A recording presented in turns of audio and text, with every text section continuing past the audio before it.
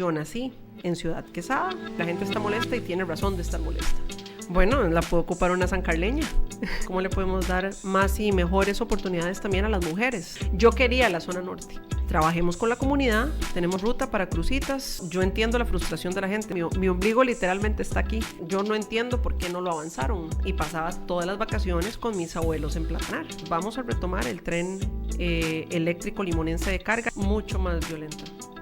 Hay que actuar decididamente. Me parecería muy bien que San Carlos tenga representación en Zapote. Y nosotros como costarricenses tenemos que exigirle al Poder Ejecutivo. Retomaremos los megaoperativos. Minería no a cielo abierto. Ganar en primera ronda es muy difícil. Y yo entiendo la molestia de la gente y entiendo que no crean. Y esta es una coalición de verdad. Sí podemos bajar listas de espera. Con ganas de realmente trabajar y no estar echándole las culpas a todo el mundo. Nosotros sí nos vemos en una segunda ronda.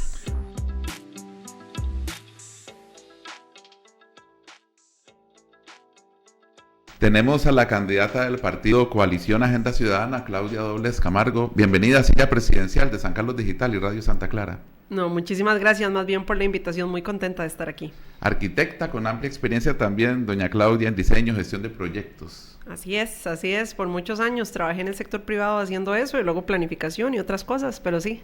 ¿Qué representa hoy ser ex primera dama de la República? Mucho aprendizaje, realmente un crecimiento personal muy bonito. Tuve la oportunidad de recorrer muchos lugares del país, trabajar con muchas comunidades, conocer muchísimas personas, entender la realidad que es distinta de nuestro país en diferentes zonas, las necesidades también que hay en muchas comunidades, en muchas áreas. Entonces fue un aprendizaje para mí a nivel profesional, pero sobre todo a nivel personal. ¿Qué es la marca o qué huellas le quedan de la época de pandemia que sufrió mucho el país y que ustedes eran gobierno? Fue una época muy dura, sí. Fue una época dolorosa, difícil para nosotros como familia, para la comunidad, fue difícil para el país. Y yo sé que fue muy difícil para todas las familias costarricenses de una u otra forma, ¿verdad? Nosotros lo enfrentamos a la mejor manera, ¿verdad? Siempre intentando poner a la gente en el centro, siempre procurando no poner en riesgo la vida de las personas, pero fue muy difícil, fue muy duro. ¿Qué recuerda de su infancia en San Carlos? Entiendo que pasaba vacaciones en la casa de su abuela en San Carlos o en la casa de su abuela en México. ¿Qué recuerda de esa época? Así es. Bueno, y mi mamá seguramente quería vacaciones, entonces me fletaba. Yo salía un viernes en la mañana de vacaciones y mi mamá el viernes en la tarde me fletaba a San Carlos.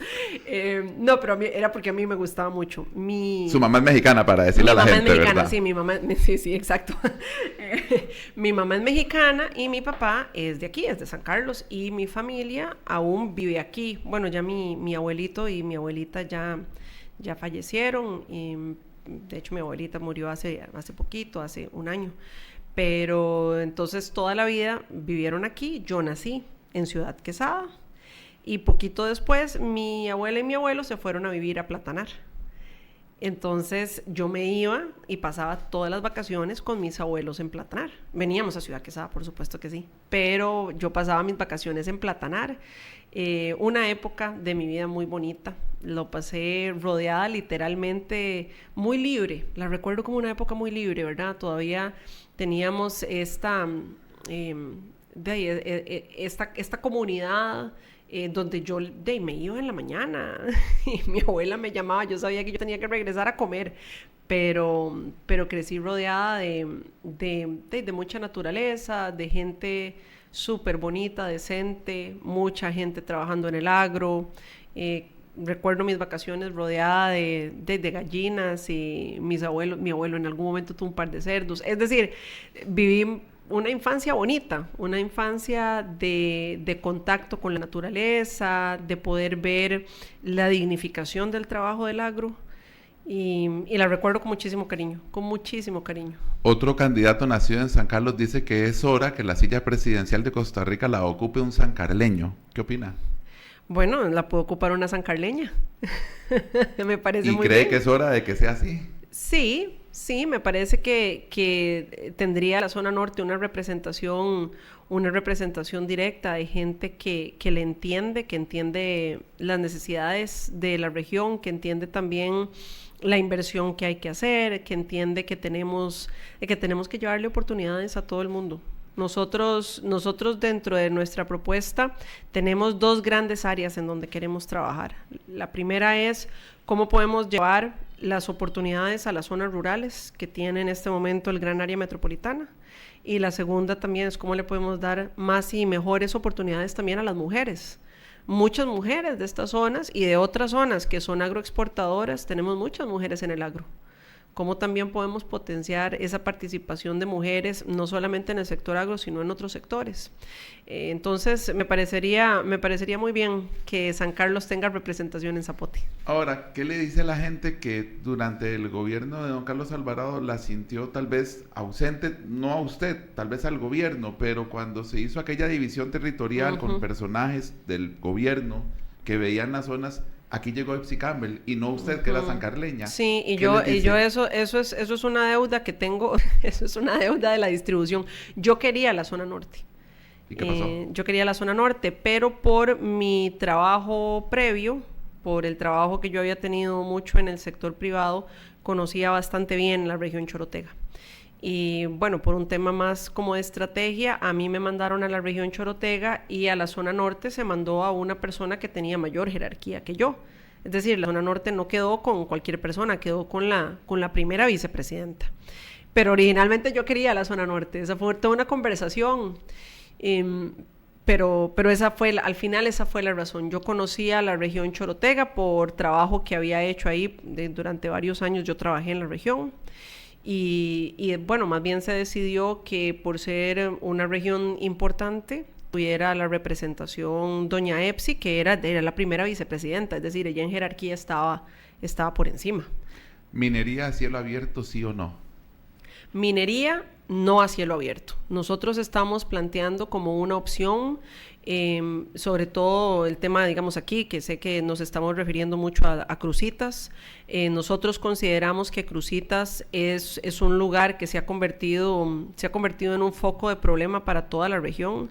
Nosotros queremos, llegar con un control policial importante. Hay que hacer un control del territorio, hay que ordenar toda la situación que está sucediendo ahí, hay que ordenar más allá que la explotación minera, es decir, ahí hay un conjunto de situaciones que se están dando que ameritan que retomemos el control de esa zona, llegar con inversión pública, muy importante, para que también haya otras opciones de generación de empleo. Y con respecto a la minería, nosotros consideramos que podemos desarrollar explotación minera como se da en otros lugares del país, como por ejemplo se da en la región Chorotega, que es minería artesanal, que es una minería que se trabaja en conjunto con la comunidad. La comunidad, por ejemplo, puede generar una cooperativa para poder hacer la extracción minera de una manera artesanal y que nos garanticemos que esos beneficios y ese oro le llega literalmente a las comunidades. Recordemos nada más decirle a las personas que nos están oyendo que la minería a cielo abierto es una minería a gran escala. Normalmente ese tipo de minería no la hacen compañías nacionales, las hacen compañías extranjeras. Y en todos los países en donde han estado, el resultado es el mismo. La extracción y el beneficio se lo lleva la compañía extranjera y a las personas de la comunidad, si acaso lo que terminan es siendo asalariadas, que yo sé que eso es importante para mucha gente porque es trabajo.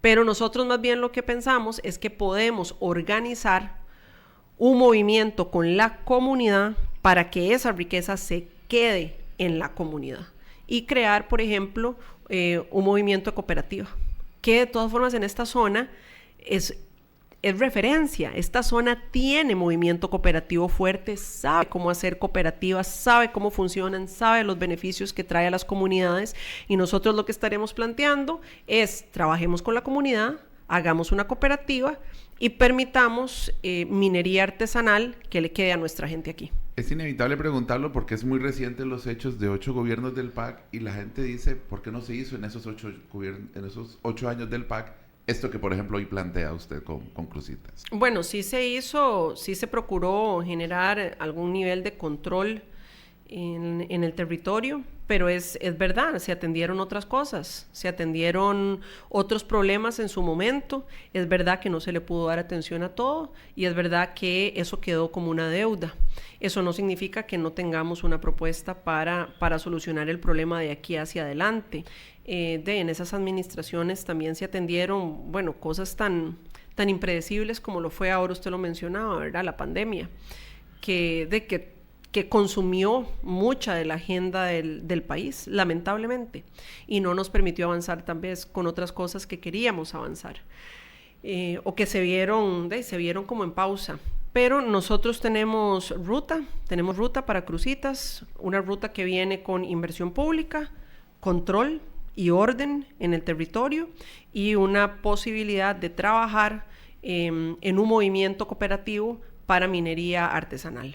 Algunos reclaman que en esos periodos del PAC se paralizó la carretera San Carlos, que de por sí tiene más de 60 años de no terminarse, y eventualmente el próximo gobierno, si todo sale bien, debería inaugurarla.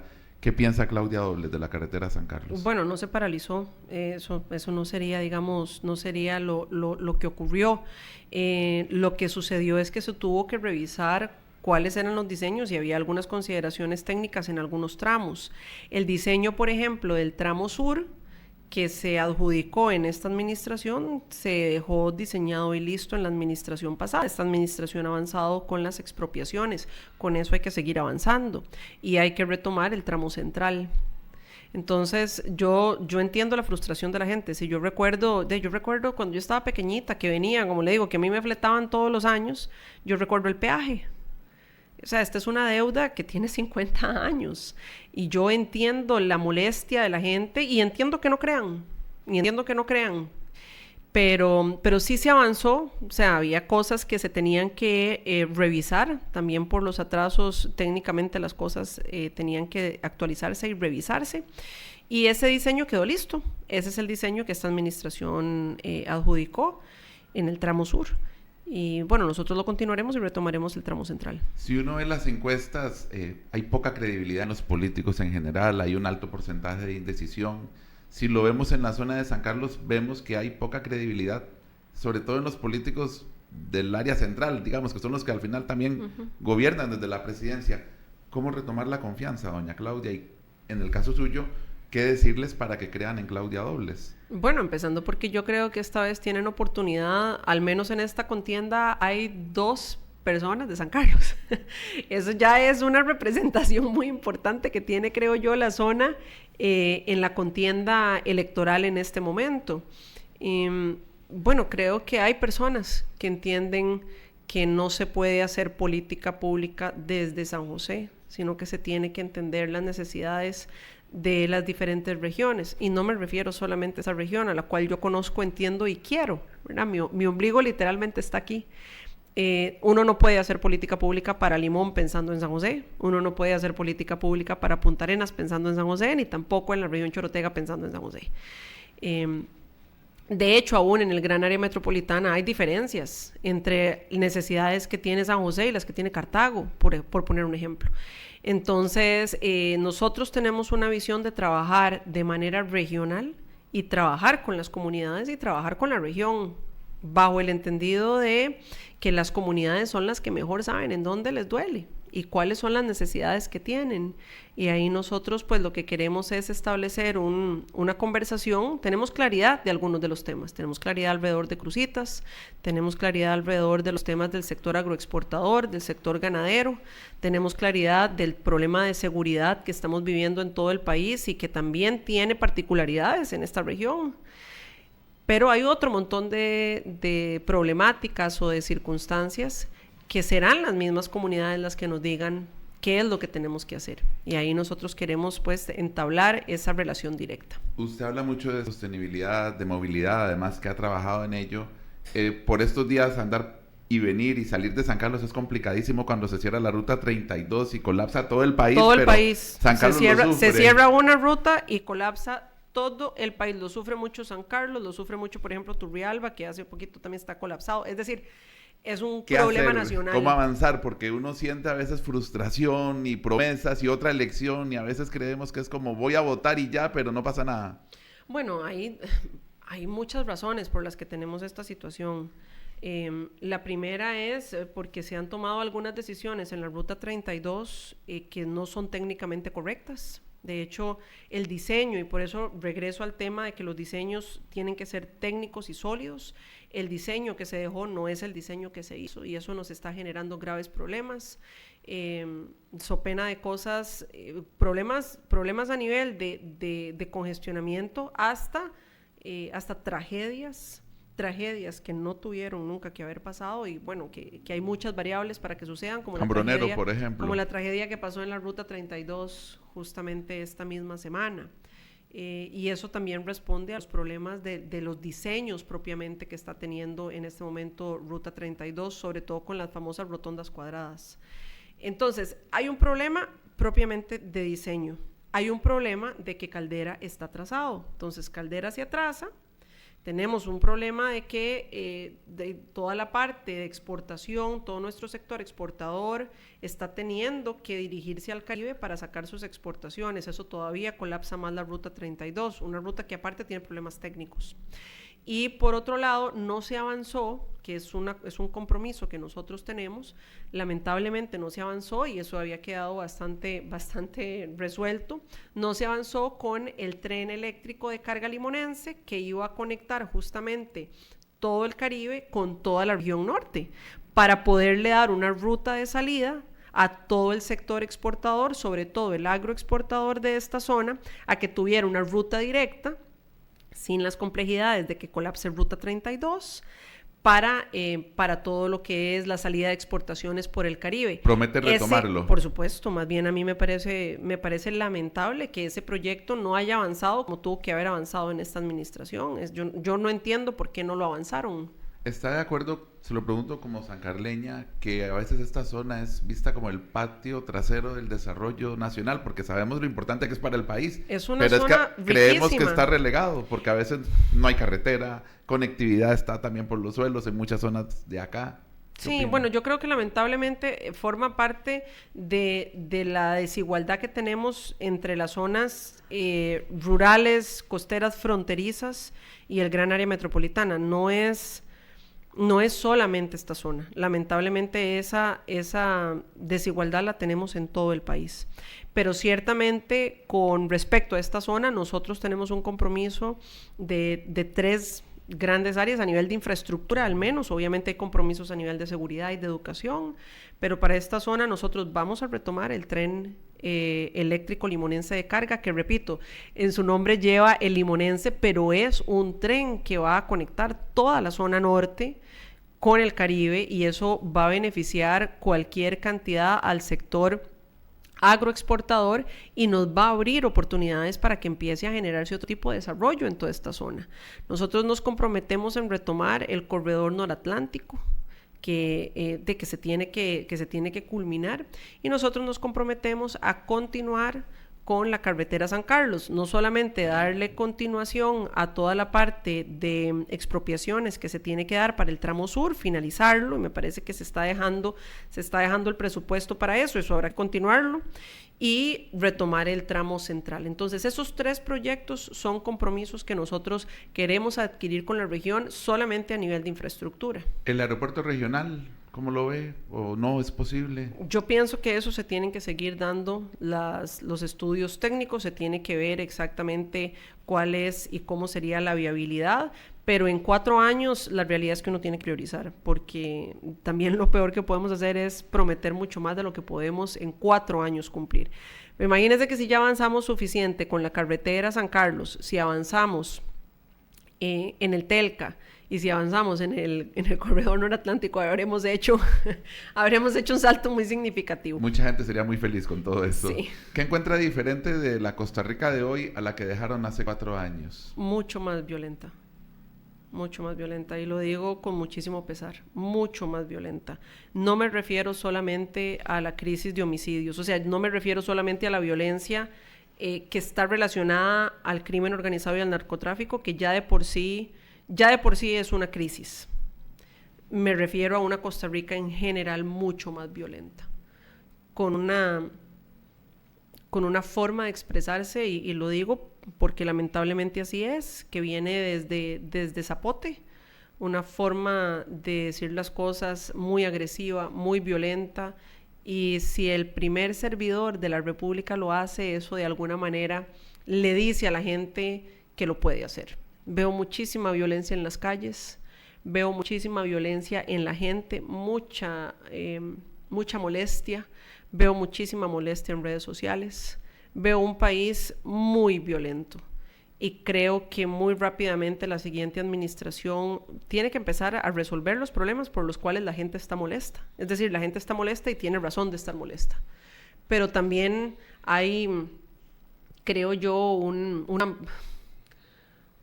se está incentivando esa molestia. Es como que estamos atizando el fuego. Y yo creo que hay que llegar también, no solamente a resolver, sino a calmar un poquito las aguas, a decirle a la gente que las cosas las podemos resolver y que podemos trabajar con respeto. Esa parte me preocupa muchísimo. ¿Siente que es postura política desde Zapote o que es real, que ellos son así? Las dos cosas. Creo que hay una forma de comunicar violenta. Yo la verdad es que si eso es natural o es creado, yo la verdad es que no lo sé y no voy a, digamos, no quiero entrar a suponer, pero la realidad es que hay una forma de comunicar que es muy agresiva y eso de alguna manera también baja y estamos viendo esa misma forma agresiva de comunicarse entre nosotros mismos y yo creo que hay que calmar las aguas, eso no le sirve a Costa Rica. En seguridad, si hubiera 2 propuestas concretas de Claudia Dobles, ¿cuáles serían? Es que tenemos muchas, pero le puedo decir que nosotros hemos planteado que para el tema de inseguridad hay que actuar decididamente, hay que actuar con muchísima contundencia y valentía, pero la palabra tal vez es que hay que actuar. Yo he criticado muchísimo que me parece que el Poder Ejecutivo ha tomado esta ola de violencia con muchísima pasividad. Muchísima, como si no pudieran hacer nada, como que es un problema que está ahí, qué lástima que está ahí y se han dejado decir hasta frases lamentables alrededor de la incapacidad que se tiene del Poder Ejecutivo de hacer cualquier cosa y de echarle la culpa a todo el mundo. No, por supuesto que el Poder Ejecutivo puede hacer. El Poder Ejecutivo lo que tiene que hacer es ejecutar. Y nosotros como costarricenses tenemos que exigirle al Poder Ejecutivo que haga todo lo posible por bajar esta crisis de inseguridad. Nosotros de entrada hemos propuesto 7 acciones y le hemos expresado al ministro de Seguridad que si no tiene ruta, pues que por lo menos ahí hay 7 acciones que puede hacer porque no dependen de nada más que de voluntad política para hacerlas. La primera es activar el Consejo Presidencial de Seguridad para poder coordinar una política nacional de seguridad. Vea que en este momento el Poder Ejecutivo se tenga un pleito con el Poder Judicial, que se tenga un pleito con el Poder Legislativo, que se tenga un pleito con el Tribunal Supremo de Elecciones, que se tenga un pleito con la Contraloría, con la Defensoría, con Raimundo y todo el mundo, a los únicos que beneficia es a las personas que están en el crimen organizado y el narcotráfico, que mientras nosotros estamos en ese pleito entre instituciones, están haciendo fiesta. Activar el Consejo Presidencial de Seguridad Nacional se puede hacer desde el día 1, yo lo haré desde el primer día de mi gobierno. Ese mismo día también activaremos la Dirección de Coordinación entre Fuerzas Policiales, eso es las fuerzas policiales que le responden al Ejecutivo, las del Organismo de Investigación Judicial y también las de las municipalidades que tienen policía municipal, que conocen muy bien las problemáticas de sus cantones. Ese espacio de coordinación es vital para poder generar un mejor análisis de cómo se está moviendo la criminalidad en todo el país y hacer mejor inteligencia policial. La otra acción que nosotros haremos desde el primer día, retomaremos los megaoperativos. Los megaoperativos dieron muy buenos resultados y decirle a todas las personas que nos están escuchando que una de las causas directas que puede bajar los homicidios se pueden ejecutar mediante los megaoperativos. Porque en los megaoperativos no solamente se hacía contención de células criminales, sino que se podía incautar cualquier cantidad de armas ilegales. Es con armas ilegales que el sicariato hace sus crímenes.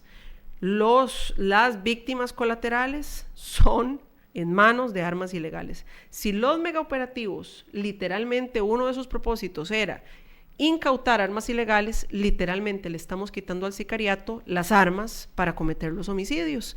Esa acción se puede hacer, nosotros haremos el primer megaoperativo de nuestra administración el día 1. Regresaremos. El 8 de mayo del 26. Así es, el 8 de mayo del 2026 Costa Rica volverá a tener megaoperativos como corresponde y como lo necesitamos para hacer control de nuestro territorio. Reinstauraremos el puesto de guardacostas de Bahía Draque, por donde sabemos que nos está ingresando droga. ¿Por qué se cerró? Le daremos al organismo de investigación judicial, le giraremos el presupuesto que ya le aprobó la Asamblea Legislativa, pero que el Poder Ejecutivo le tiene congelado para que pueda hacer mejor investigación de unidades criminales. Regresaremos la Policía de Control de Drogas a nuestros puertos fronterizos y a nuestros puntos de acceso, donde la Policía de Control de Droga es la que tiene el conocimiento y la experiencia para poder ver si se nos está entrando droga. ¿Por qué la sacamos de ahí? Es decir, hay una serie de acciones que se pueden hacer ya. No se necesita nada más que querer hacerlas, pero que nosotros nos comprometemos con llevarlas a cabo desde el día 1. Cuando terminó el gobierno anterior del PAC, a la siguiente elección ni siquiera quedaron diputados del PAC. Ahora ustedes vienen bajo una bandera de coalición. ¿Esa estrategia, doña Claudia, para que no sepan qué es el PAC? Pregunto. Es lo que el país necesita. Es lo que el país necesita. O sea, creo que nosotros aquí tenemos que dejar de ver esto todo en término electoral. El país necesita que logremos en un paisaje absolutamente fragmentado. Tenemos 20 candidaturas presidenciales. Nosotros necesitamos unir esfuerzos. Es más, cualquier persona de esas 20 candidaturas presidenciales que llegue a Zapote va a necesitar de las otras fuerzas políticas. Nosotros pensamos que la dinámica política de Costa Rica ya cambió. Lo que pasa es que hay muchos partidos que no se han dado cuenta. Y nosotros sabemos que necesitamos empezar a unir esfuerzos, a sumar gente, a lograr alianzas para llegar al Ejecutivo, pero sobre todo también a lograr alianzas desde el Legislativo para poder llevar una agenda de desarrollo a los costarricenses, que es lo que necesitan y lo que requieren. Doña Claudia, ¿se ve en segunda ronda o se ve ganando en primera? Nosotros creemos que Costa Rica, y por la cantidad de opciones políticas que hay, ganar en primera ronda es muy difícil, pero nosotros sí nos vemos en una segunda ronda. Bueno, el PAC ha sido ganador en segundas rondas, ¿verdad? Sí, ahora más como coalición. ¿Qué fueron los factores o qué grupos se suman a esa coalición, doña Claudia? ¿De qué sectores vienen? De varios sectores. Vamos a ver las coaliciones, y esta es una coalición de verdad, y aquí lo tengo que decir, no como coaliciones de facto que se quisieron promover por parte del oficialismo. Si usted bien recuerda, el oficialismo inicia su campaña con una coalición que no duró ni 24 horas, porque las coaliciones de verdad, las verdaderas coaliciones, tienen una agenda de desarrollo de un compromiso que normalmente toma meses en crear. Eso no es como que nos pusimos de acuerdo y vamos, y a la primera nos separamos. No, nuestra coalición es una coalición que está basada en un acuerdo, en un pacto de coalición, en donde las dos agrupaciones son dos partidos nacionales. Esa es la forma en la que uno puede ir en una coalición ante el Tribunal Supremo de Elecciones, que dos o más partidos nacionales hagan un pacto de coalición, es decir, una agenda de trabajo y de desarrollo en la cual se comprometen, y eso se presenta ante el Tribunal Supremo de Elecciones, y el Tribunal Supremo de Elecciones lo tiene que avalar. Entonces, nosotros hicimos un trabajo de meses, para poder llegar a un acuerdo que nos representara como coalición y que le diera a Costa Rica las garantías que también las da el proceso de filtro que hace el tribunal, de que nosotros somos una propuesta seria, ¿verdad? Que no vamos a llegar ahí a improvisar y que no nos vamos a agarrar en las primeras 24 horas. Entonces, nosotros consideramos que tenemos una propuesta que es una invitación. Ya dos partidos nacionales se sumaron y tenemos ya varios sectores que se han estado sumando. No solo partidos nacionales somos dos, pero estamos ya trabajando con partidos cantonales y estamos trabajando ya con sectores. En 30 segundos, ¿cómo bajamos listas de espera de la caja? Ya lo hicimos. En 30 segundos decirle a Costa Rica nada más, sí se puede. Nosotros vamos a comunicar cuál es nuestra estrategia de bajar listas de espera, pero decirle a los costarricenses, si hay seriedad, si hay trabajo conjunto y buena técnica, sí podemos bajar listas de espera. Nosotros en el 2019 implementamos un plan para bajar listas de espera en algunos sectores que tiene una serie de acciones que nosotros retomaremos y ya para principios del 2020, y eso está certificado, empezamos a ver una mejora muy significativa en las listas de espera de esos sectores que se habían intervenido. El problema es que a principios de 2020 pues se nos vino la pandemia y más bien todo el sistema de salud se tuvo que tirar a salvarle la vida a los costarricenses por el COVID. Eso lo retomaremos, pero decirle a Costa Rica, yo sé que el tema de las listas de espera se ha sentido como algo que pareciera demasiado grande para poder resolver. Sí se puede resolver, pero se necesita, sobre todo en ese tema y en todos los demás, lo que se necesita es gente que se meta a hacer política con ganas de trabajar, con ganas de realmente trabajar y no estar echándole las culpas a todo el mundo, sino de sentarse a trabajar, a dialogar, a trabajar con la Caja Costarricense de Seguro Social para sacar la tarea adelante. Sí lo podemos hacer y se ha hecho antes. Y en un minuto para que pueda pedir el voto. Pues decirle a todas las personas que nos están oyendo y sobre todo a todas las personas de la zona norte que queremos trabajar con y para ustedes, que tenemos retos, pero esos retos no son imposibles de sacar. Es que yo siento que tal vez hemos entrado en una situación en donde sentimos que las cosas no van a pasar, que nada se está logrando resolver, y eso pone en peligro hasta nuestra propia base de que somos un país que cree en un sistema democrático. Pero por supuesto hay que dar resultados. Pero para darle resultados a usted, con los problemas que podemos estar teniendo ahora a nivel de seguridad, de educación, de las listas de espera, de generación de empleo, sobre todo en muchas regiones de esta zona que están deseosas de que se genere más y mejor empleo, no lo vamos a lograr peleándonos entre nosotros. No lo vamos a pelear peleándonos entre nosotros. Al final del día, el pleito, la burla, los comentarios violentos nos podrán generar distracciones, pero no nos dan resultados. Los resultados se logran y este país ha logrado dar resultados y llegar a acuerdos trabajando con respeto, trabajando en equipo, tendiendo puentes y no quemándolos. Y eso es lo que nosotros queremos hacer. Doña Claudia, gracias por estar en Radio Santa Clara y San Carlos Digital. Muchísimas gracias a ustedes por la invitación y muy contenta de haber estado aquí.